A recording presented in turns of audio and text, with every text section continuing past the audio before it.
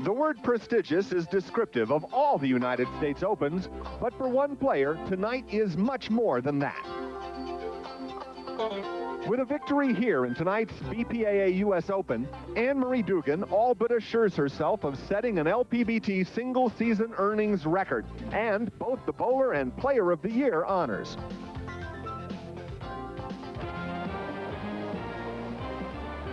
ESPN and the Ladies Pro Bowlers Tour present the championship round finals of the Bowling Proprietors Association of America United States Open.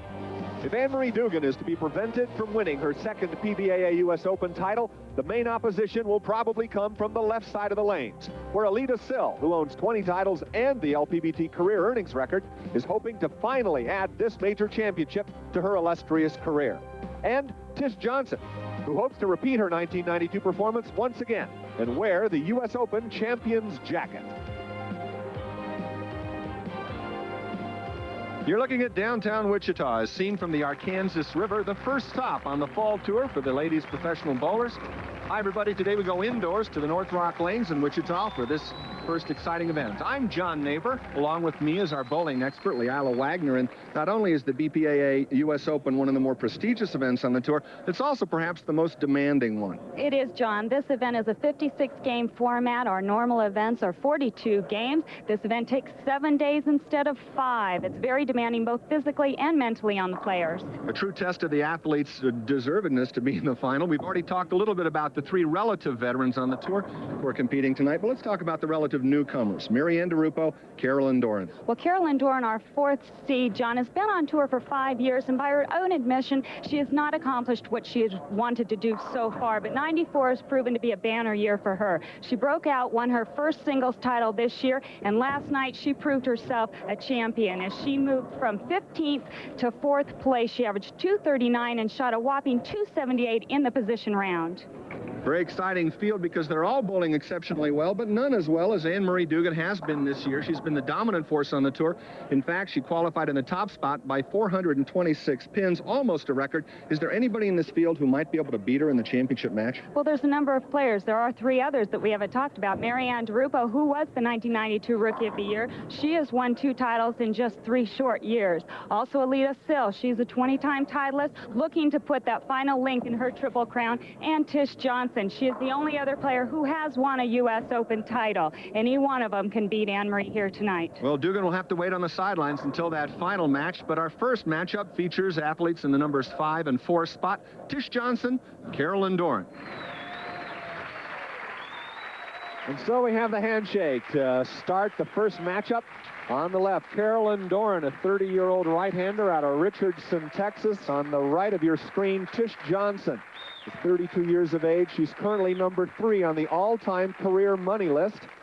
She's going to start off on lane 31. And you can see Tish take a big breath. This is a big event. Tish Johnson has not won a title, John, since the last U.S. Open title that she did win in '92. And she starts it off nicely, getting a strike in the first. Beautiful shot, just what she wants to do in the first frame, put a little pressure on Carolyn.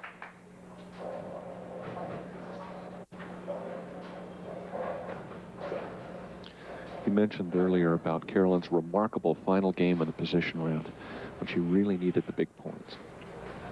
She did. She moved from 7th to 4th. She went around Wendy McPherson-Papanos. Tammy Turner. And Tammy Turner knocked them both out of the telecast.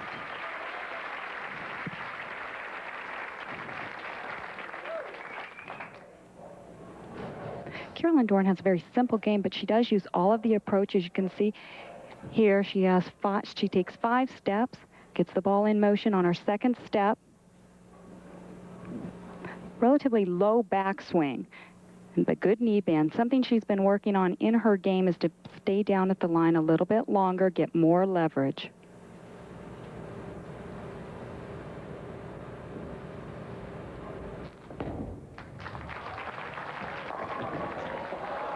And she leaves the 7.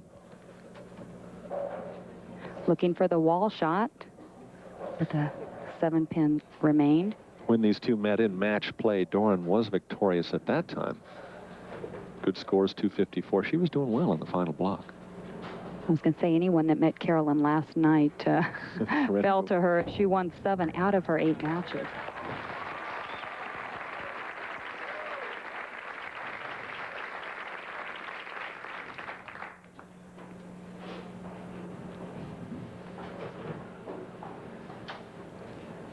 I don't think enough can be said about the experience that qualified for the finals here in this tournament.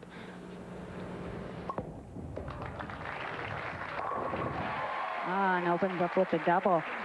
But John, even though they have the experience, we have to look at things like Tish Johnson came to this tournament a week early. She said, I came Monday, and I really wanted to get sharp here at the center, get a feel for the bowling center, in which she did. She said she learned that she was going to have to play inside, and it made her sharper for the event.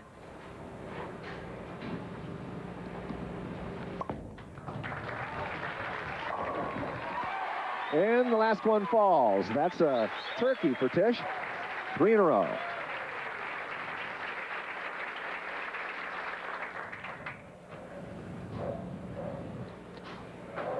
Dorne now down by 20.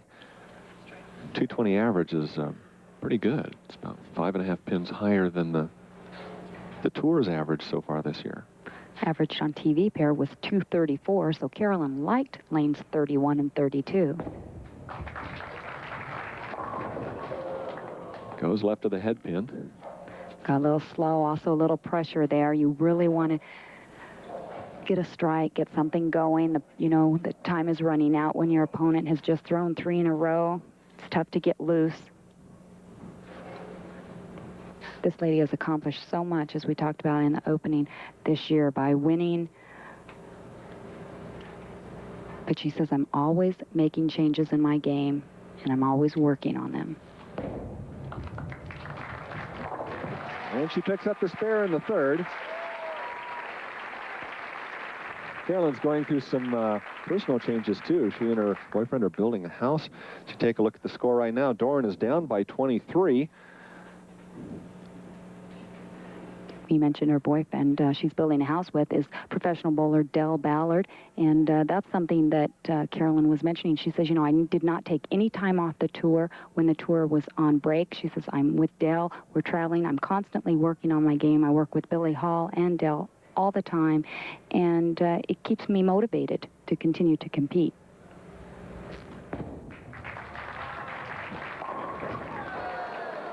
And she leaves the 4.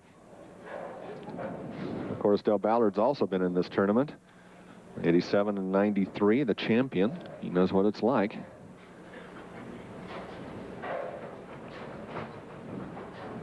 It's always harder, though, to sit back and watch. And Carolyn's sister Kathy is also in the audience, really pulling for Carolyn. And so that's the 3rd spare in a row for Carolyn Dorne. We'll be back with more of this first of the championship finals. We'll return to Wichita, Kansas in just a moment.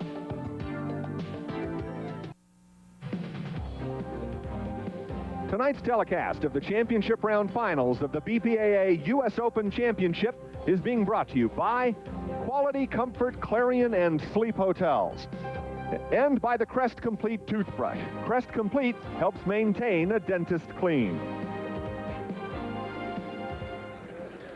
We're back now. Tish Johnson approaching the line. She's bowling in the 4th on a string of 3 strikes. Look at that, 32 perfect games in her career. She's heading for another one right now.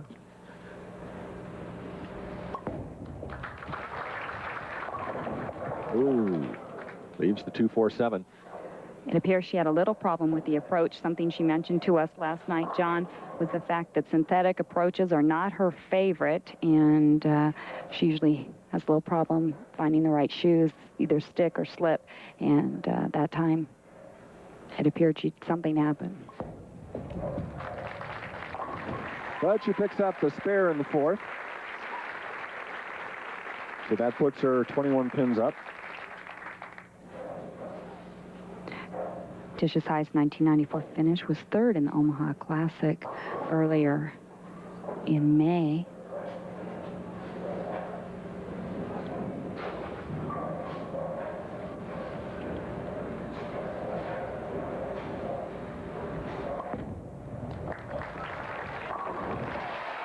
And she's back in the striking mode. 97 pins total in the fourth. Striking effect. Great release, good roll, good ball speed. She threw that about 18.7 miles per hour. 4-pin knocks out the 7. You can tell she's starting to get a little bit pumped up.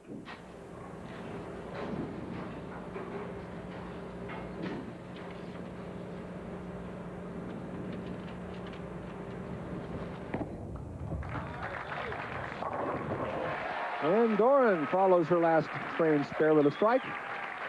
We had a chance to speak with Carolyn about the impact of her sister Kathy's support from the sidelines. There has not been one time that I have bowled and made a show that my sister, no matter how far I was out of a show, she looked at me from game 1 to game 24 and told me that I could make the show. And tonight she came up to me before I started bowling and she says, "Come on now, you can make the show, you can make the show." And I did. And I mean, it was, I can't believe it, because every time she said that to me, I mean, I have bowled so good. I mean, she never tells me I'm going to bowl bad. I mean, never. My sister never tells me I'm going to bowl bad. No matter how bad I'm bowling, she always comes down and tells me I can do something. And I did. And I thought that was really great. Maybe it brought me luck. Well, Kathy might have brought her luck on that last frame. That's 2 spares in a row for Dorne, and Tish Johnson coming back on a spare, on a strike. It's a good thing your sister never told you you're going to bowl bad. If she did, you might whop her one, right? I bet Las Vegas is calling Kathy Dorne and asking her to predict the outcome of this one. Oh, a near split, and it falls, so leaving the 6 behind. And at the last minute, Tish was hoping that the 6 would fall. Another deep breath. She looks very serious. Something that, as the games go on, if she does continue on, she'll start relaxing there. The ball hits smack on the head pin. 4-pin trips at the last minute. 6-pin still standing. She converts the spare nicely.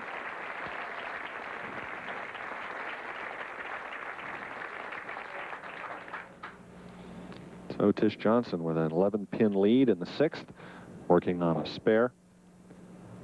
Crosses over to 31. 2-time Bowler of the Year, both in 1990 and 1992. Number 3 on the all-time money list, and that's he speaks well of a long record for Tish. And they all go down in the 7th. And so Tish Johnson will sit down and enjoy what seems to be a nice position with a few frames remaining. We'll be back with more of the BPAA U.S. Open from Wichita, Kansas in just a moment. Playing the 7th on 2 strikes, trails by 11.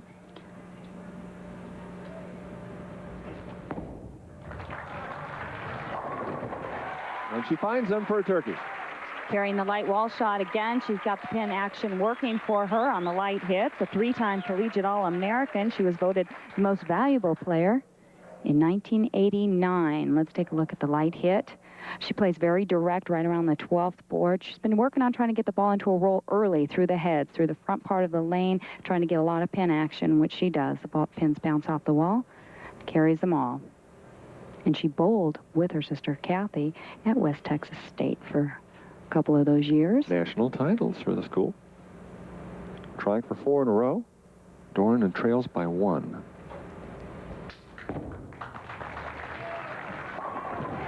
And with that strike right there, she took over the lead, John. She is now +9. You can see she's talking to it. Come on, baby, let's go. That was the frame in the 7th frame, and that next one was the 8th frame. A lot of emotion being demonstrated there. Tish Johnson just released her 8th frame shot, leaving the 4-7. Tish is definitely having problems on lane 32. She has been perfect so far on lane 31, but 32 has given her trouble. Now, one time she stuck, the next time she went a little high, and again she went high. Pressure being put on by the opponent.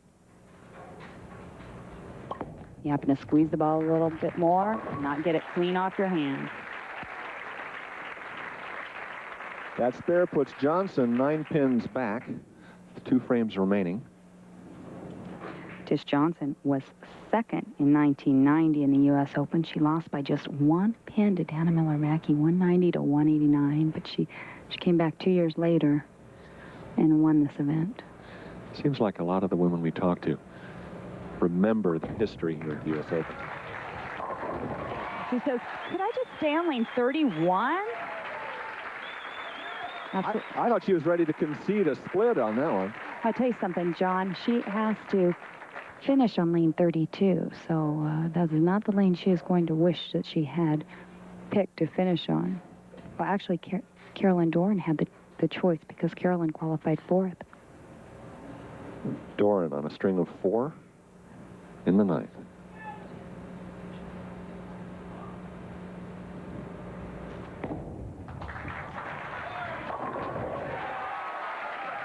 And again, a big emotional outburst. I can't tell if Tish is almost in tears or not. Is the game run away from her this early? Well, she had a great lead in the beginning, and things just turned around. Carolyn Dorne throws 5 in a row out of nowhere, can shoot a possible 256. Tish Johnson can only shoot 237 at this point in time, but it's not over. If Carolyn Dorne strikes here, she closes Tish Johnson out. 19-pin lead for the woman with the ball. The final frame on 31.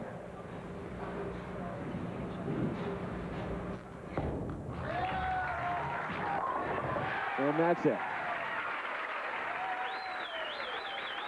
What a shot. That had to be the best shot she threw the whole game. That's worth looking at again, as you can see here. Got that ball clean off her hand, something she's been working on. Get the ball into a nice roll. Just sets perfectly into the pocket. 6-pin, slaps the 10 at the last minute, and there's no doubt about that shot. This lady is determined. So with a strike in the 10th, she's taking 2 more balls.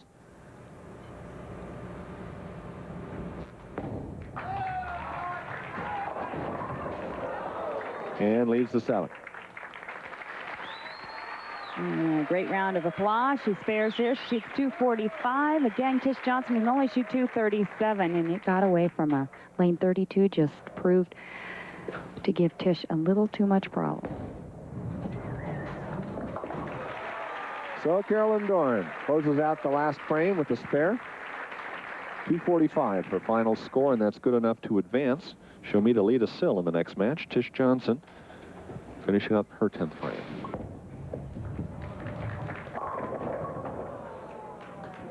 And a baby split, 2-7. And she ran her foot again on the approach. So 32 really seemed to be an approach problem more than anything.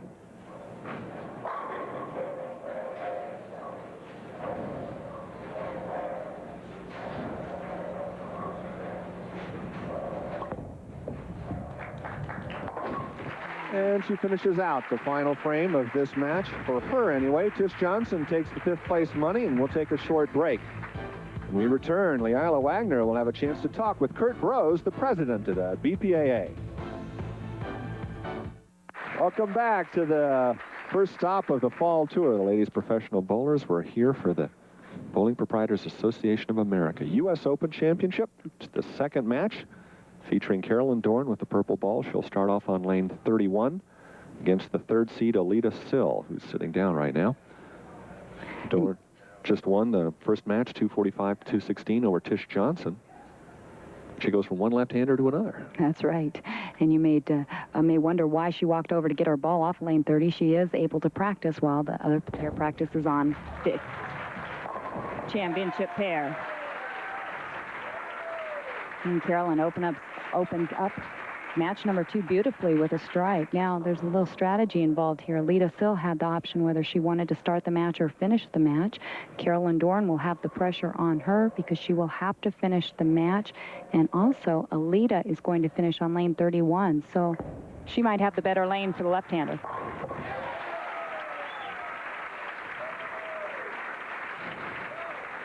So Alita Sil gets a strike to start it off.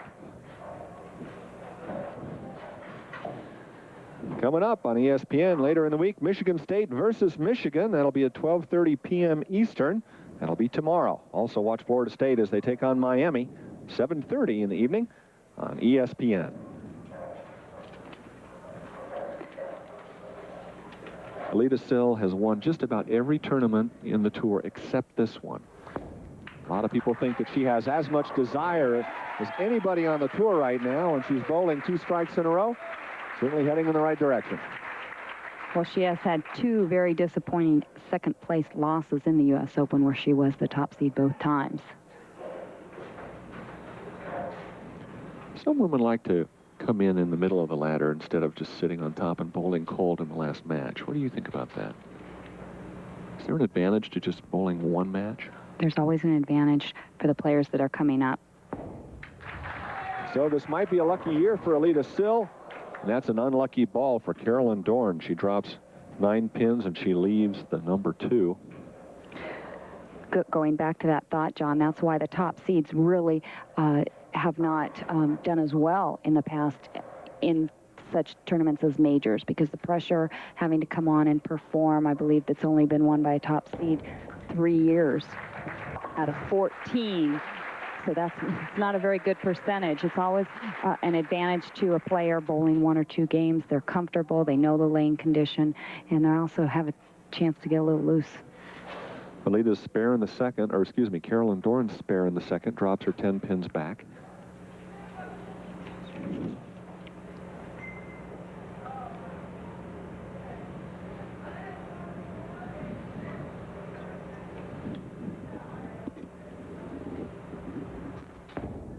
Four perfect games for Dorne in her career. At this event last year, she finished in the highest ranking she's ever had at the U.S. Open, which was 13. She's already a minimum of 4th place. Still climbing the ladder. She takes a strike in the 3rd. Alita Sil now trying to make it 3 in a row.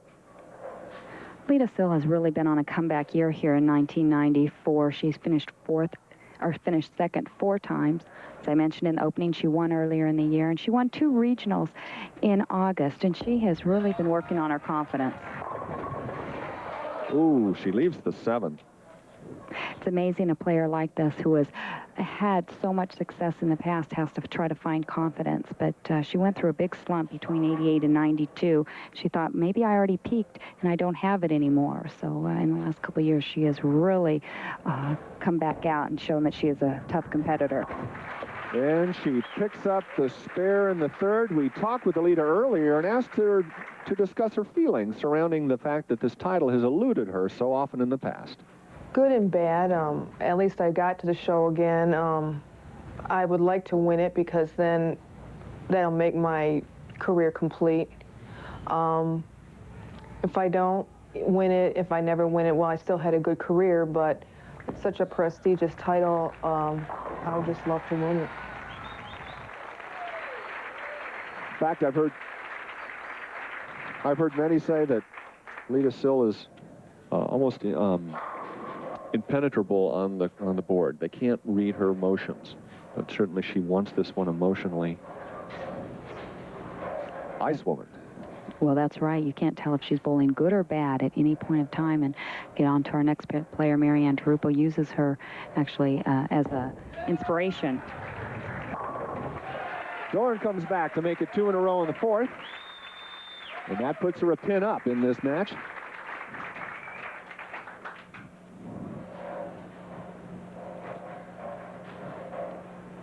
Carolyn, on the other hand, you can definitely tell if she's bowling good or bad, especially good.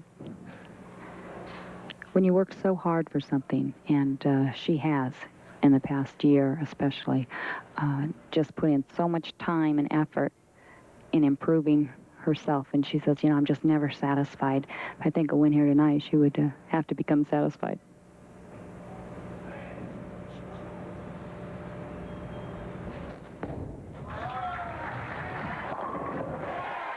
And the big hop out of Dorne at the foul line. 3 in a row for her, and that solidifies her lead, increasing it to 11 pins. She is really pumped. She is tripping the 4. She is carrying the light hits, and she is talking to the pins. For some people it works, for some it doesn't. It's working for Carolyn right now. Alita Sil bowling on a strike in the 4th, here in the 5th frame.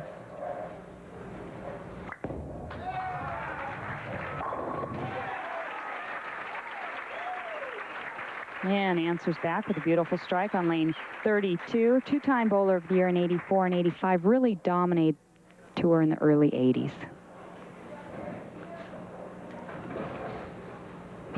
major rivalry there in the 80s. Lisa Wagner and Alita Sil, they were always seemed to be 1 and 2, and then Lisa Wagner took off in the late 80s and became bowler of the decade. Both of them neck and neck for career earnings. Alita Sil is ranked first. Just short of $600,000 earned by Alita Sil in her bowling career. And that makes it 3 in a row for Sil. And already this match, the victory, the score here will push her over $600,000. Alita Sil continues her great success. 3 in a row. We'll be back with more bowling. Carolyn Dorne right now, 9 pins back. Welcome back to the BPAA U.S. Open Bowling Championship in Wichita right now. Carolyn Dorne bowling in the 6th frame. She's got a string of 3 strikes going. She trails by 9 pins.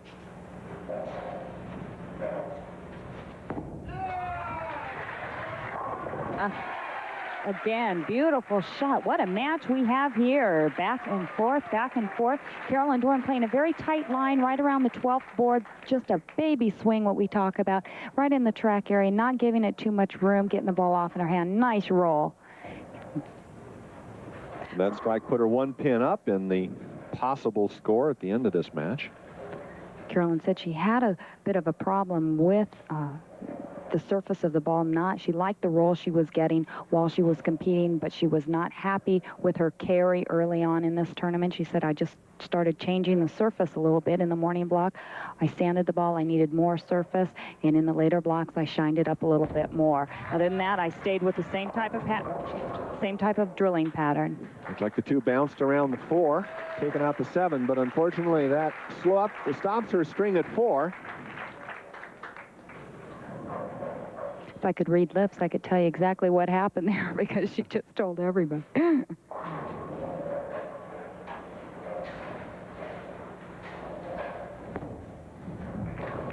Switches balls to convert the spare.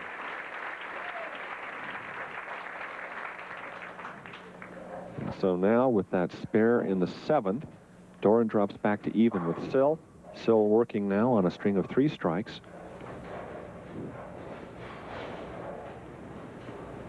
Sil has been combating some major injuries. They're starting to return. Tendonitis in the arm.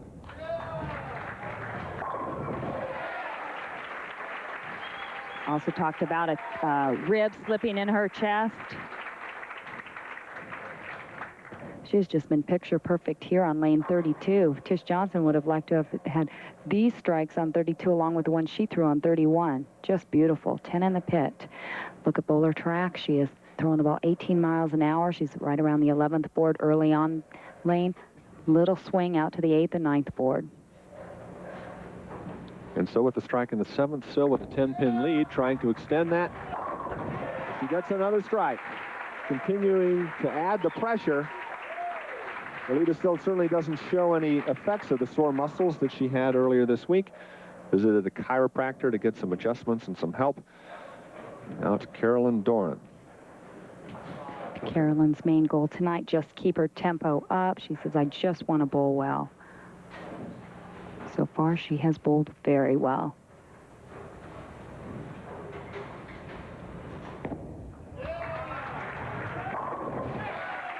Continues to throw strikes on lane 32. She's going to look back on that shot in the 7th frame and say, I may have let that one get away from me.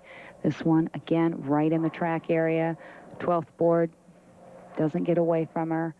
The difference between that one and the last shot, well, we'll take a look at that shot. She throws the ball about 17 miles an hour, a little bit slower than Alita. Playing again right around 11.5 board, out to the 9, back to the 11. Just 2-board swing.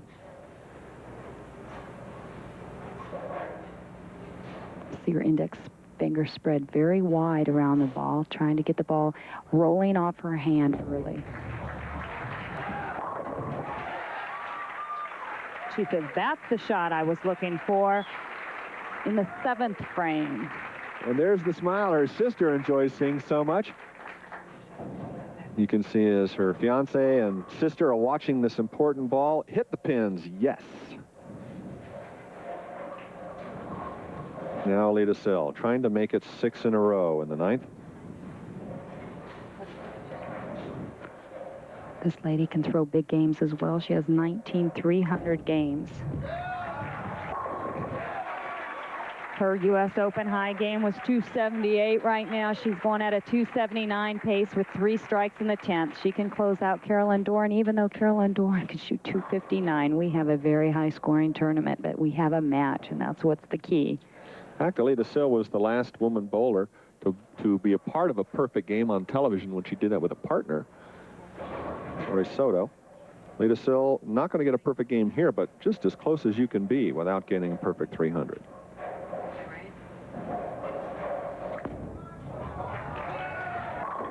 And the tables were turned on Carolyn Dorne as Alita strike. With that strike there, one more strike and she closes her out.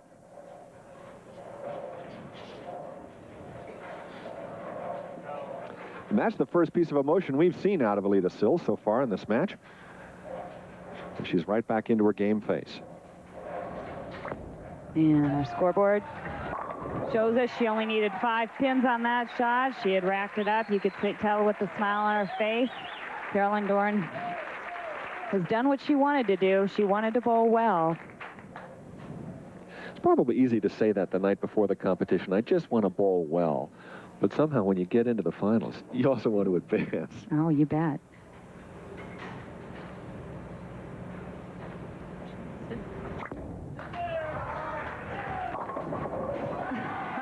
Messengers come across, giving a perfect final frame, and that glorious 279 score for Alita Sil, more than enough to advance to the next match. Carolyn Dorne with 2 strikes working for her, now in the final frame. She finishes with $5,000 in her bank account. And look at this. Great bowling. Great, just one shot. And actually, the shot in the 7th frame, she probably got a little bit fast, sent the ball out a little bit right, didn't get it off her hand clean enough, and never made it back to the pocket. They call her Spike, a name that she earned from the way she combs the bangs on her hair. Spike rhymes with strike, and she has 3 in a row.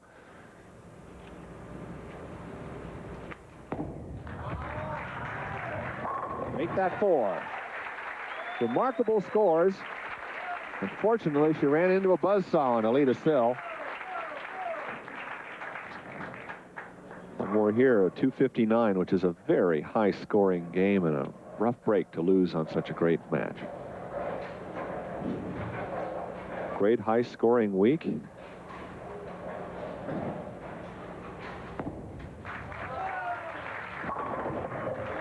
And she leaves 1 on the final ball. 258 the final score. Dorne will lose. Sil will advance. When we come back after this word, we'll show you the other top finishers in the top 24. Great action continues. Stay with us. You're looking at the next 2 athletes we'll see on the hardwood. Carolyn Dorne sitting down. Excuse me, Maryann Dupo sitting down, and it's Alita Sil, who's just advanced from the 3 spot. Meeting number 2, Maryann Dupo. And we have just found out that 279 that Alita Sil just shot, John, is the highest game in U.S. Open history on television. Prior to that, it was 265 by Wendy McPherson-Papanos.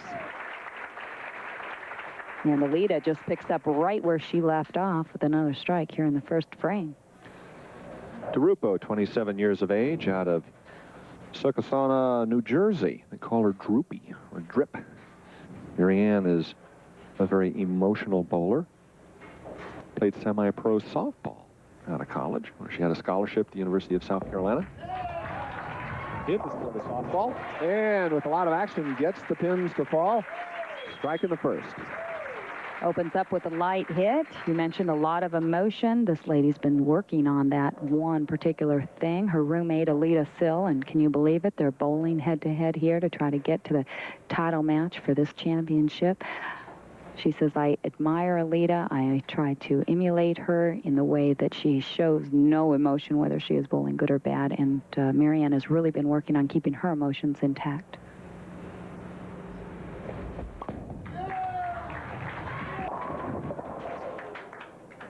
So she leaves the 3-6-9-10.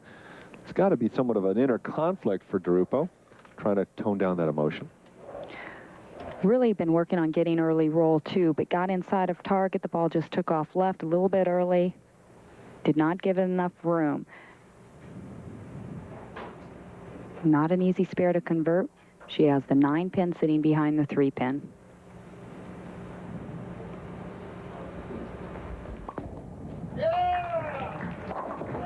And she bags him. And a slight smile. She knew that that wasn't that easy to pick up, especially under pressure.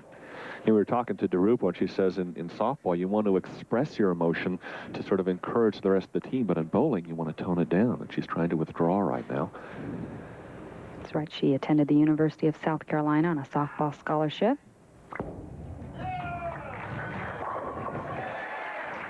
Sill goes 2 in a row to take the lead in the second frame.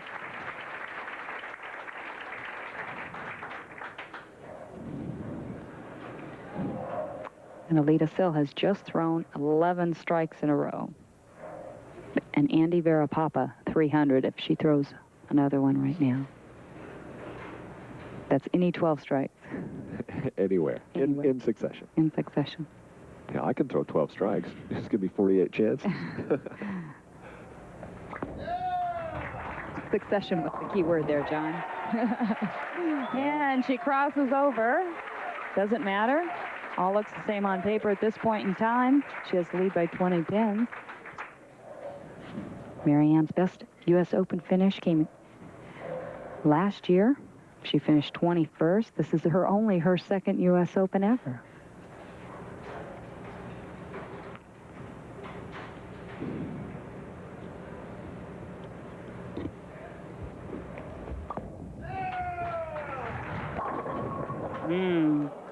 Pins dance around the 4. Ball coming in just a little high, but that really could have carried.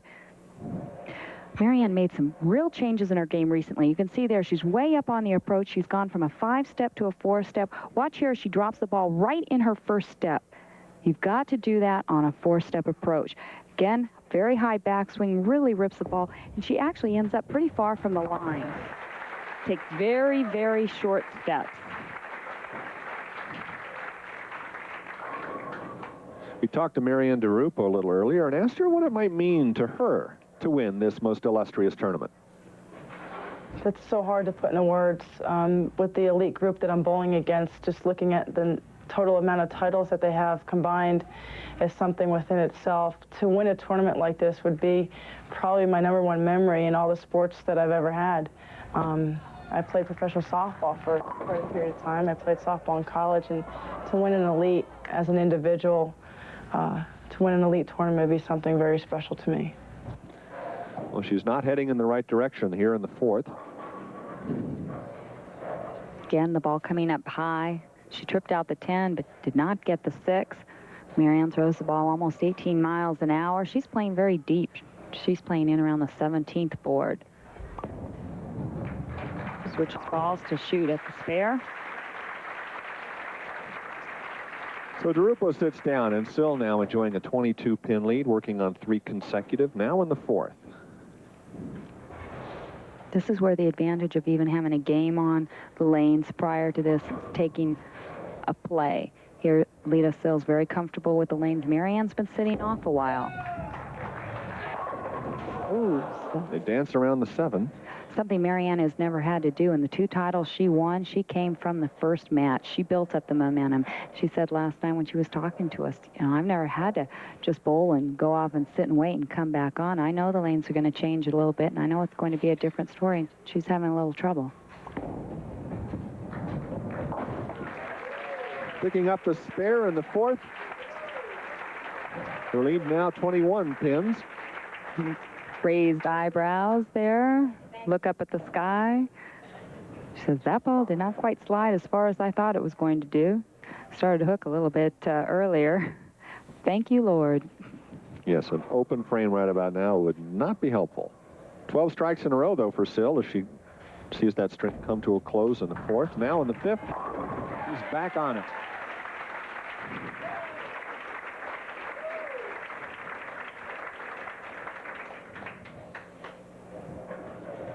Maryann's 1994 television record is 7-1. Very, very high.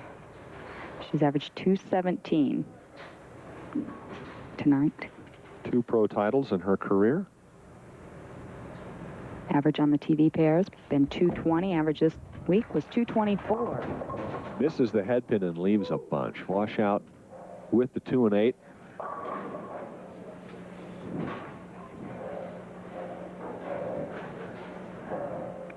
Maryann's going to try to hit on the left side of the head pin, throw it into the 10. The ball then takes out the 2 and the 8.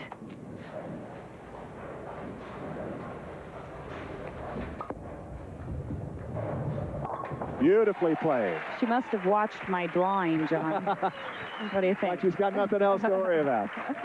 Well, I tell you, for a newcomer going up against a veteran, she certainly does know how to play it right and keep her head in the game. I didn't even have to draw it that time. That head pin just took out the 10 perfectly. How cooperative. How many times you throw that head pin around the 10 pin, though, really upsets you. You get very close. Beautiful conversion there. A big sigh of relief as the shoulders had gone down. 4 spares in a row for Dupo.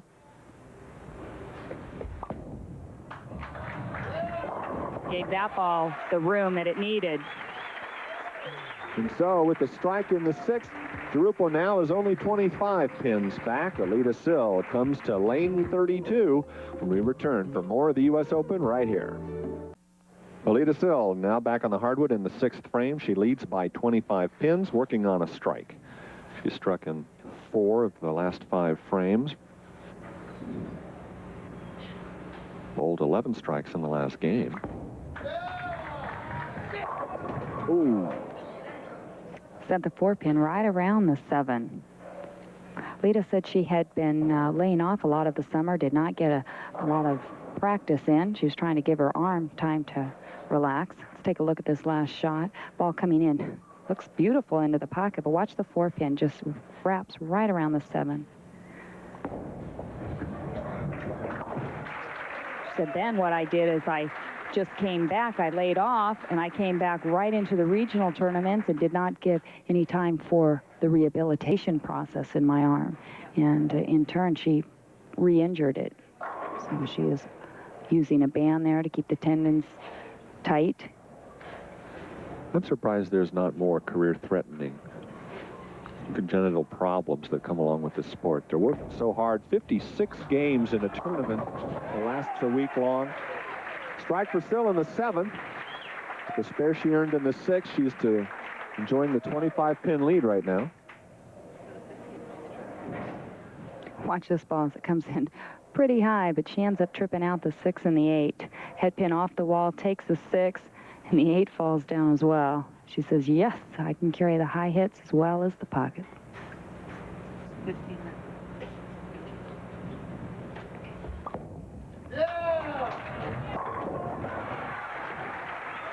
And there's the 2nd strike in a row for Maryann Dupo. Don't forget, coming up next, we go inside the Senior PGA Tours. The sport of golf is here on ESPN a little bit later in the coverage of this evening's broadcast. Dupo now 15 down.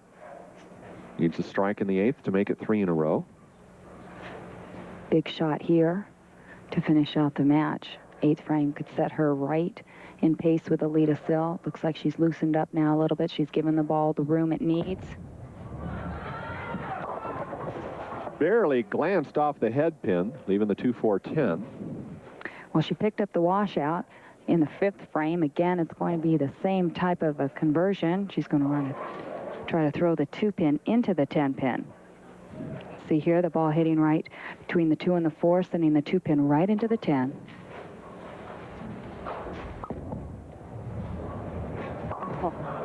Yeah, is it the lane? Is it the finish? Perhaps grabbing more of the ball now? And boy, just missing this. Gave a good run at it. You can see there. Whew.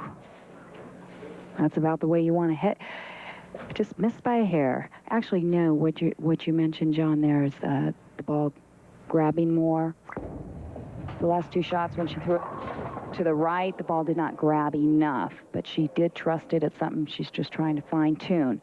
Right now, a 6-8 pocket hit for Alita Sil. Bad break when you hit the pocket and you leave that. And we saw her trip this just in the last frame. In order for her to pick this up, she is going to have to hit right of the 6 pin. Throw it right into the 8. Oh, again, another good run at it. Very difficult frame, but it came at a good opportune moment for Alita Sil as she was enjoying a 32-pin lead. That now drops to 18 as a result of the open frame in the 8th. So it's a very exciting match again. 2 opens in the 8th. That's right. Maryann is not out of this. She can still shoot 207. Alita Sil would have to catch a double sometime in the 9th or 10th frame.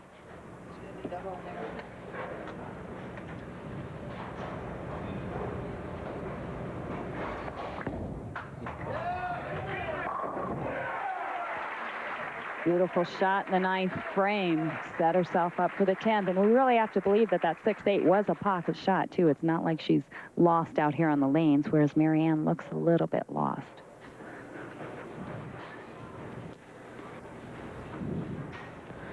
So now we test the mettle of this third-year professional. Maryann having the open, gets it back.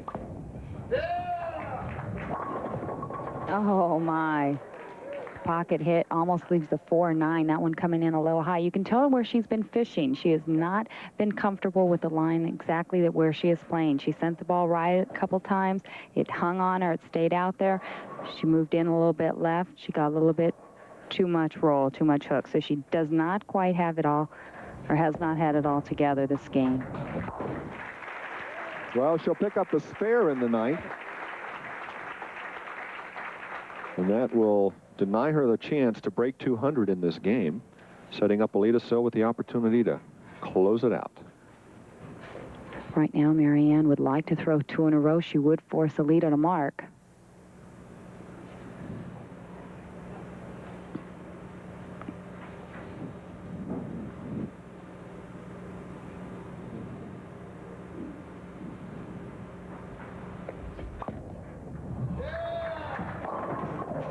Bucket. You can tell there she's going light, high through the nose. Light, a little bit high. Now she has to be happy, though. Even though she's finishing 3rd, it's only her 2nd U.S. Open.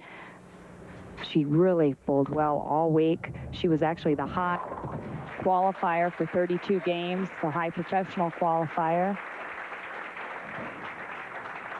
And no one thinks that this is the final year in her career. She's got a long time, at least another decade to go, the way she's been bowling. Maryann was the most consistent of all of the top 5 players. She never dropped below 3rd place in the entire event.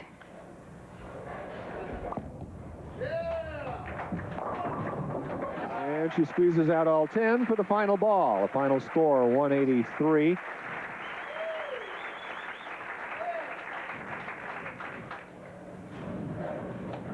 And Alita Sil virtually has wrapped it up. Needs 5 pins to win. Put me in, Coach. I'm ready. I think I can handle 5. 9 is enough. 9 gives her enough to win this match and advance to the championship final. On the strength of that string of strikes and spares in the early going, both ran into a little trouble in the 8th. Sil got back on the bandwagon with a strike in the 9th that she'll spare here in the 10th. And so, 3rd place, $7,000. Not a bad paycheck for Maryann Dupo. Alita Sil, though, wants the title more than the money. Money she's got. You're sure about that? No, she does want the title more than anything. If not, she becomes probably the only player to finish 2nd in the U.S. Open 3 times, which I'll check on those statistics. But she is looking to win, put that 3rd link into the Triple Crown. When we come back, we'll show you our championship frames as we head into the final matchup. It's going to be Alita Sil against Anne-Marie Dugan for the U.S. Open title. We're back. The championship match is moments away, but first, take a look at some of these statistics. Lisa Wagner became the first woman to break $100,000 in earnings in a single year. She did that in 1988. With the help of a $40,000 first-place prize check from the BPWA U.S. Open. It adds up pretty quick. But just the following year, Robin Romeo came out and topped that mark. $113,000 and change is the current single-season record. And again, another $40,000 for the U.S. Open. Anne-Marie Dugan now has a chance to eclipse that mark. Currently at just under $88,000. She's already won 3 titles, $18,000 on the line with a victory in this tournament. And it'll certainly put Anne-Marie Dugan well on the way to shattering that record.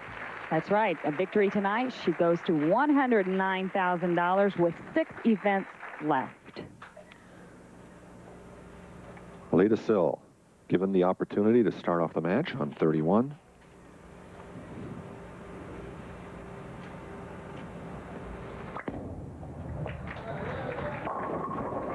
Oh, and carrying the light hit. And we talked about who was going to start and finish the match, and Anne-Marie Dugan has opted to finish this match first, putting any pressure. If it gets right down to the last ball, Alita Sil will have to throw for it all. Anne-Marie Dugan defeated all of the other 4 finalists in match play. She went 20 wins and 4 losses. Remarkable score, and she gets the Big Ten to start off. This is the group that Anne-Marie Dugan wishes to join. 2-time winners at the U.S. Open. And just Paula Sperber-Carter did it the first time, 71-75, followed by Pat Costello, Donna Adamek, and Dana Miller-Mackey, names that we still know, very impressive bowlers. Anne-Marie Dugan would like none other than to put her name in that number 5 spot. It's hard to quantify desire. Anne-Marie wanting to be there twice. Alita Sil wanting her first title, the only major that's eluded her. Right now, though, Anne-Marie is on her way. 2 strikes in a row in match play. She won by 45 pins. Anne-Marie, 47 pins. This tournament became the first player ever to make 4 consecutive telecasts in the U.S. Open. Great set of statistics for Anne-Marie Dugan. But Alita Sil is not worried about statistics. She's worried about the head pin. Finds the pocket from the left side. A little different mental attitude, too, from Alita Sil. The 2 times she finished second, she was the top seed. So she's got a couple games under her belt, as we talked about. She's looking loose. She's just thrown the highest game ever to have been bowled in a U.S. Open match. She shot 279.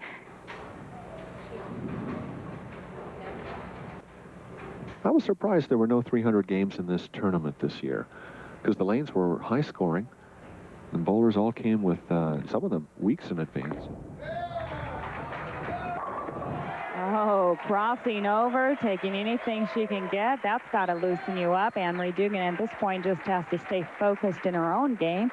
Says, hey, I'm not going to let it slip away. Now, she's playing very deep inside. Anne-Marie's playing much deeper than we even saw Maryann Dupo, who likes to play inside. Standing very far left on the approach. Putting the ball inside the 4th arrow, sending it out, trying to get it back. 2-pin falls, but the 8-pin does not. So the door is now open for Alita Sil. We're going to take a look at Anne-Marie. Again, another player that uses all of the approach. She does this so that she can get ball speed. She takes 5 steps, gets the ball down in the 2nd step. High backswing. Look at the leverage here and a long slide.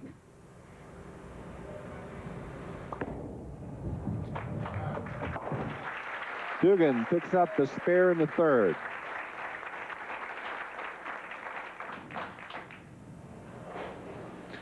Finds herself 11 pins down as she enters the 4th frame. Frankly, it's hard to choose who to root for. They're both champions on the hardwood right now. Alita Sil having years of success after, or before, some personal problems sidelined her somewhat for a while, but she's back in full force. These are the top 2 money leaders currently this season. Oh, ball coming in just a little high. You can see there the frustration. Here's her husband, Pat. Come on, Gary, he's thinking. He's been here all week, a very plays a very big part in Anne-Marie's game, said he's really turned her around over the years. I used to be very stubborn. I believed it was my game, and he has helped me to be more open-minded. Before I just thought I just needed to hook it, and now I realize that there's many other things that I can do. I'm becoming a much more versatile player, as she has proven this year. Versatile and consistent. One thing she's been throughout this tournament. The consistency in this match right now belongs to Alita Sil. 3 strikes in a row. She's now in the 4th.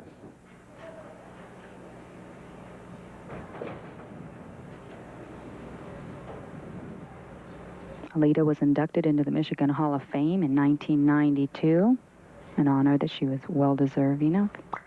No question she'll go into the those. Oh, awful, awful. Ball coming up extremely high. It is makeable. It's basically the 6-8. We've thrown in a few more pins. What she's going to want to do here is throw the ball left of the 6 pin, get the pin to slide into the 8. It'll also take out the 7.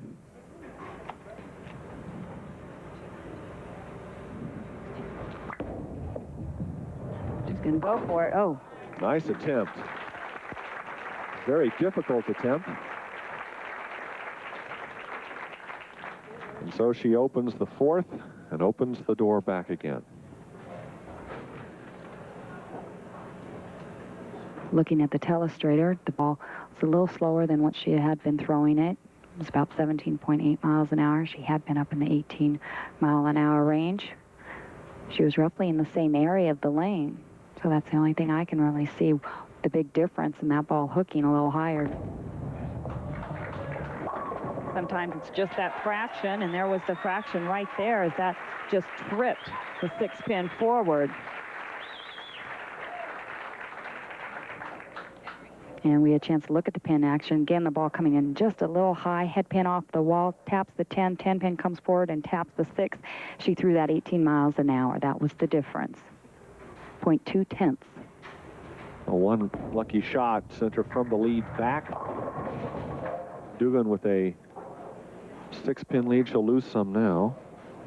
Anne-Marie looking confused, looking a bit puzzled. That ball not coming back. She's getting a long slide, but the ball does not seem to be breaking early enough to get into the pocket. So the lane conditioner has carried down the lane from when she played on them earlier.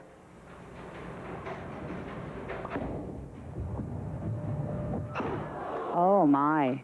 She threw straight at it. The ball actually backed up to miss the 2-pin.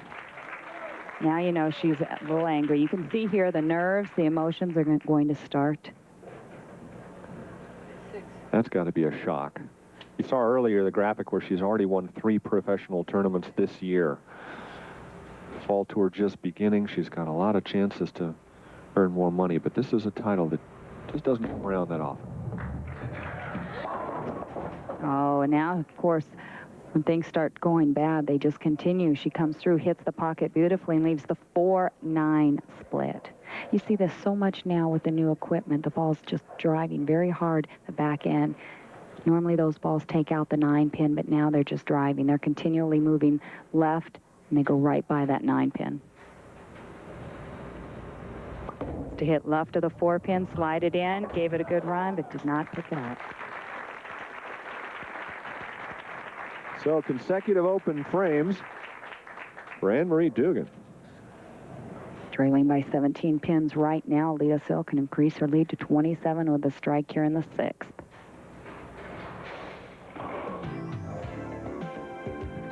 Coming up, racing across America. The Oak Tree Invitational, 4 p.m. Eastern time on Sunday. 3-year-olds and up.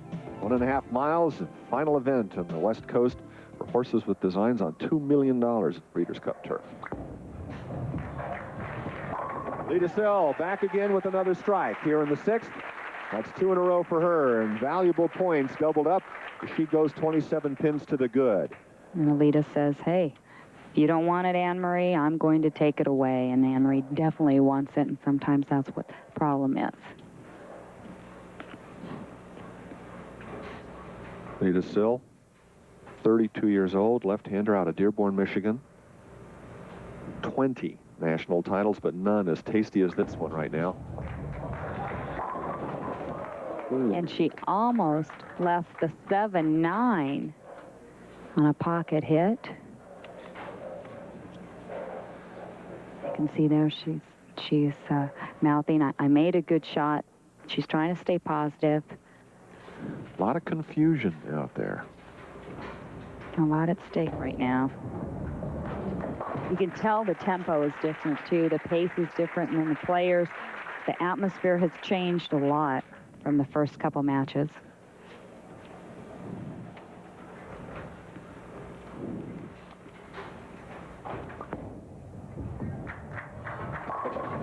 Dugan back into a striking form here in the 7th after 2 open frames. She's 26 pins trailing, 27.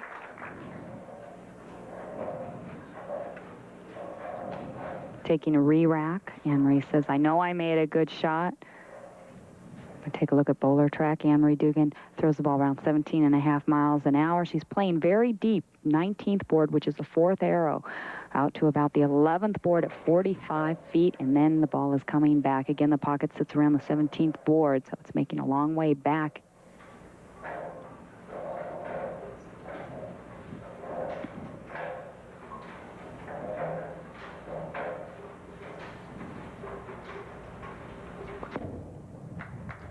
Needs this one. The ball hooked a little too early. 310 left behind. Maybe split as she just exhales her frustration. Anne-Marie practices roughly 15 to 20 games a day. So it says, I never get away from it either. She did take some vacation time. Her and her husband, Pat, and her 2 stepchildren took their motor home, went up through Montana, had a little time to relax, but then she got right back into business as she came here at the U.S. Open. Working on a spare in the 8th frame. Alita Sil leads by 38 pins. And she gets them all here. Those will be valuable pins for her. Alita Sil was the 1993 leading money winner on the tour. She won 3 titles. She won the LPBD doubles event. She won the team event and the Merit mixed doubles event. Not one of them was a singles title. She says, someone asked her, do you always need a little help now to, win these other events? But 94, she proved them wrong. She came back to win her 20th title in the summer, won 2 regionals, as I mentioned, in August. She is on her way to win the 1994 U.S. Open title.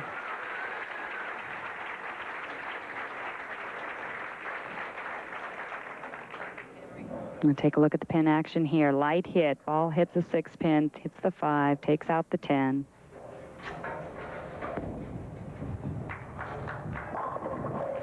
And here, starting off the 10, she gets another strike. And that looks like it'll just about put it on ice. Very, very frustrated after leading an event by over 400 pins. You can tell she's really upset with her release, how she's been, what exactly she was doing to the ball. The highest she can score is 193. She takes it off the sheet. And she won't do it here in the 10th. Leaves 1 on the first ball. And that loses it for her. The best she can do now is 173, and it won't be enough.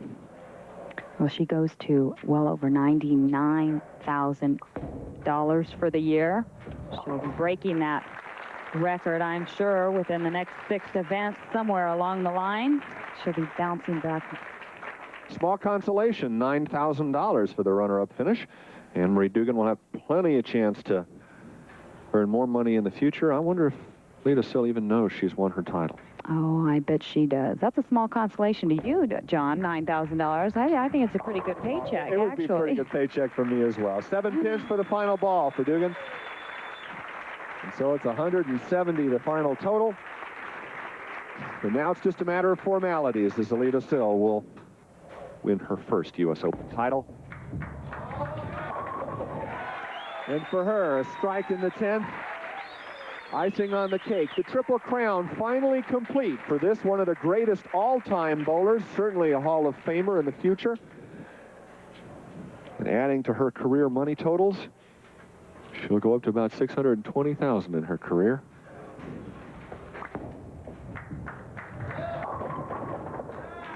Eight.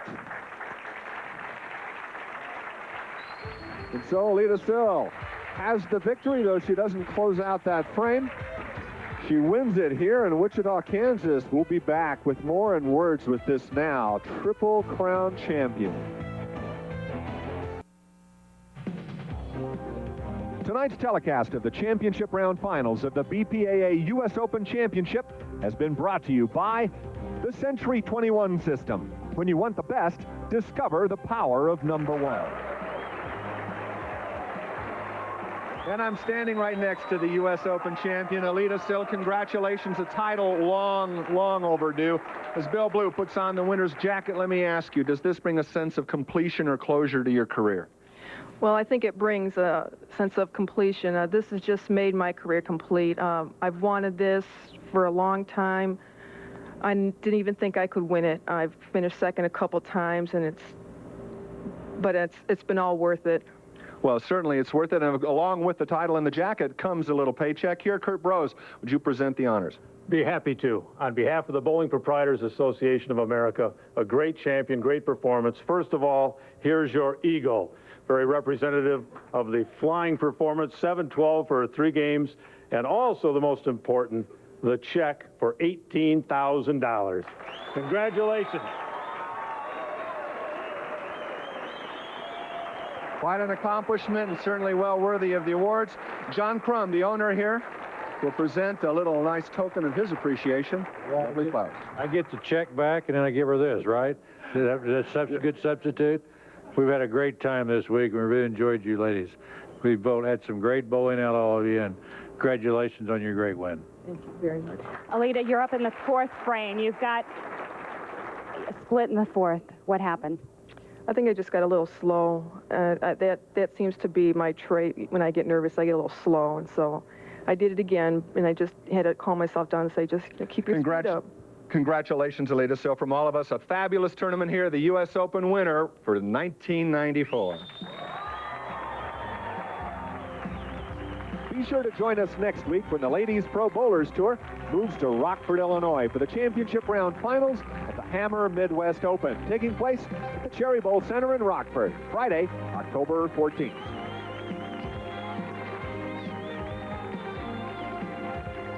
Coming up next on ESPN, we go inside the Senior PGA Tour. Golf from the inside, right here on ESPN.